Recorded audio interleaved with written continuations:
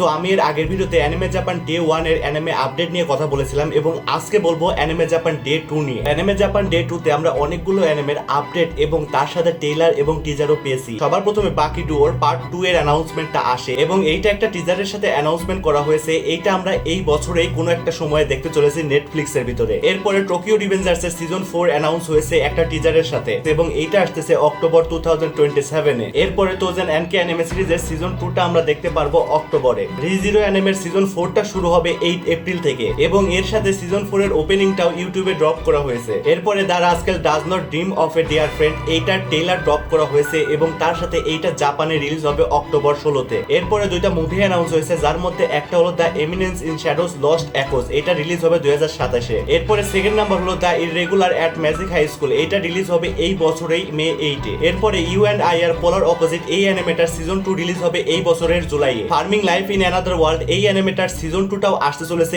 এই বছরের এপ্রিলে। এরপরে ফিরেন অ্যানিমে মাই জাপান ডে 2 তে রেড স্টেজ পেয়েছিল, বাট এইটা নিয়ে এক্সক্লুসিভ ভাবে অন্য কোনো কথা হয়নি, শুধু এইটাই বলা হয়েছে সিজন 3 আসতেছে অক্টোবর 2027 এ। আর এইগুলোর সাথেই অ্যানিমে জাপান ডে 2 ইন্ড হয়ে যায় এবং এই ইভেন্টটাও ইন্ড হয়ে যায়। তো যদি এই ভিডিওটা ভালো লাগে তাহলে অবশ্যই আমাদের চ্যানেলটাকে সাবস্ক্রাইব করে রাখবেন। সো দেখা হচ্ছে পরবর্তী কোনো ভিডিওতে।